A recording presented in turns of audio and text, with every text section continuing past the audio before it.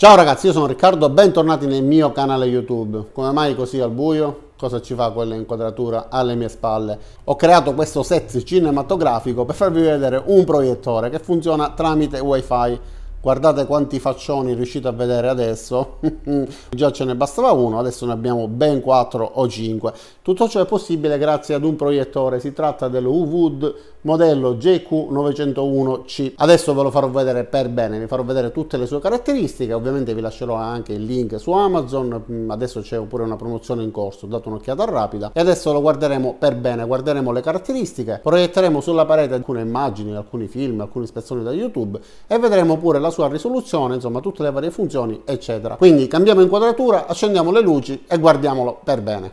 E allora ragazzi, innanzitutto vi faccio vedere il proiettore da vicino. Sulla parte alta abbiamo una serie di comandi, il tasto centrale serve per dare l'ok, invece qua abbiamo delle freccette che ci permettono di scorrere all'interno di un menu che si attiva tramite questo tastino. Questo è il tasto di accensione e di spegnimento, questo invece è il tasto per tornare indietro e questo invece, come vedete, ha una S raffigurata e serve per cambiare la sorgente, quindi possiamo utilizzarlo tramite le penne USB, tramite schede SD, possiamo utilizzarlo tramite Wi-Fi oppure possiamo utilizzarlo con le classiche connessioni tipo HDMI eccetera. Questo proiettore ha il Wi-Fi, come avete visto, infatti riuscivo a proiettare il mio faccione alle mie spalle. È possibile utilizzare anche il Bluetooth per collegare delle casse, ma ci sono le classiche uscite per le cuffie e l'uscita AV, quindi con i cavi che poi diventano RCA. Molto comodo perché ci permette di avere tanti tipi di connessione.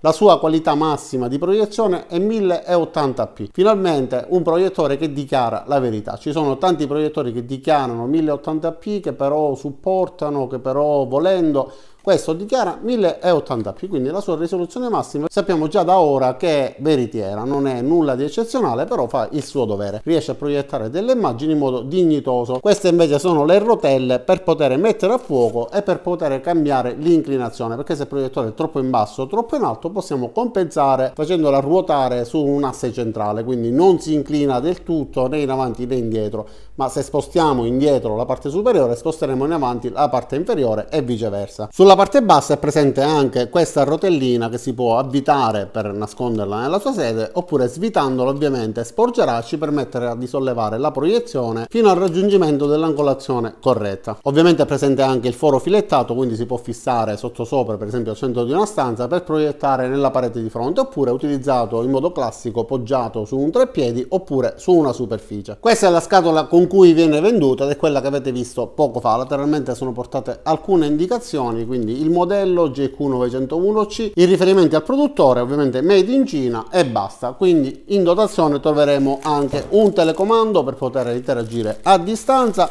il cavo di cui vi parlavo poco fa, quindi con il jack da un'estremità e poi i 3 connettori RCA. Questo invece è un cavo HDMI che ci permette di collegarlo al computer, proiettori, decoder eccetera. Ma all'interno troveremo anche un pannello, dovrebbe sostituire uno schermo, quindi si tratta praticamente di un grande lenzuolo con il bordo nero ed è possibile appenderlo tramite dei ganci per proiettare dove non abbiamo una parete bianca. Ovviamente viene dato in dotazione anche il manuale di istruzioni scritto in più lingue, anche in italiano, anche se non correttamente, però si capisce. E allora ragazzi, adesso ho acceso il proiettore così potete sentire pure mentre parlo il rumore della ventola, che obiettivamente non è eccessivo, si sente ma non è eccessivo, è un ronzio lievemente fastidioso. Questa è la pagina di Amazon del prodotto. E allora emette 9000 lux come luminosità, può proiettare fino a 300 pollici di dimensione, 1080p, wifi e bluetooth. Come prezzo forse avevano esagerato un pochettino perché era segnato 229,99 €, scontato 149,99 €. Vediamo se riesco a farmi dare un codice di sconto. Se costa un po' di meno effettivamente potrebbe essere un buon proiettore economico da avere in casa. Vi faccio vedere pure rapidamente il menu, anche se copro in parte ovviamente l'inquadratura, però tramite il telecomando riesco, come vedete, a comandarlo e posso agire sulla qualità dell'immagine, sul suono, su diverse opzioni, sul timer, in modo che si possa spegnere in automatico trascorso un tot di tempo eccetera. Possiamo regolare il volume, zoomare oppure capovolgere l'immagine. Ma questa è la schermata per collegare duplicare il telefonino, comunque dispositivi wifi sia iPhone che Android. Invece premendo la S, sia quella che vi ho fatto vedere poco fa dalla sommità del dispositivo, oppure il tasto Source dal telecomando, possiamo scegliere quale sorgente utilizzare. Abbiamo la possibilità di scegliere AV, HDMI1, HDMI2, Miracast e Media Player. Scegliamo quindi Miracast, utilizziamo di nuovo il telefonino. Diamo l'ok. A questo punto bisogna selezionare direttamente dal wifi la voce Dualcast. Appena si connette abbiamo la possibilità di duplicare lo schermo, quindi vedere proiettata sulla parete ciò che abbiamo sul nostro telefonino. Vi farò vedere adesso con una luce un pochettino più abbondante, perché poco fa c'era buio, come si vede anche con la luce accesa. Dopodiché spegneremo le luci e lo vedremo con le luci spente. È necessario entrare nella voce con le opzioni che vi consentono di duplicare lo schermo, quindi nell'iPhone si clicca su questa icona, dopodiché scegliamo la sorgente alla quale ci siamo connessi tramite wifi e alle mie spalle dovrebbe apparire questa schermata. Ok, come vedete adesso quello che io vedo sul telefonino lo vedo anche alle mie spalle, quindi apriamo un video su YouTube, così possiamo vedere anche la qualità della proiezione sia con le luci accese, effettivamente sono un po' forti, e anche l'audio che riesce ad emettere questo proiettore, che obiettivamente, anche se non è di eccellente qualità, comunque il volume è buono. Quindi apriamo un video di YouTube, un mio video di YouTube che vedrete online fra qualche giorno. Fra poco però spegnerò le luci e lo vedrete ancora meglio. Questo è l'audio, come vedete si sente comunque bene, il volume è sufficientemente alto. Provo ad alzarlo un pochettino.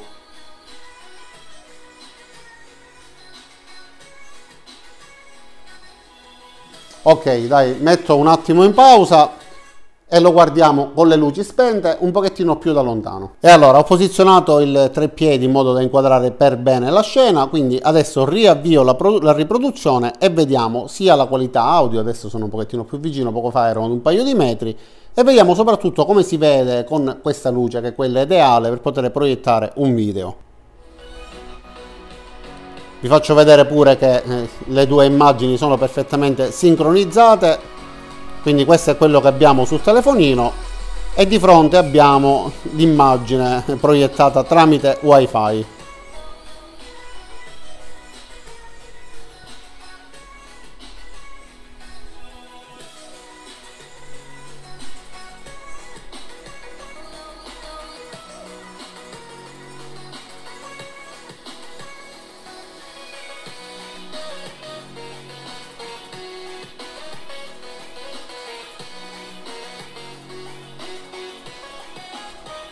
E allora ragazzi, quindi come avete visto questo proiettore riesce a proiettare in modo sufficientemente adeguato per poter vedere un film. Adesso però guardiamo qualche altra cosa, mettiamo qualche video con una qualità un pochettino superiore e vediamo se in quel caso si vede meglio.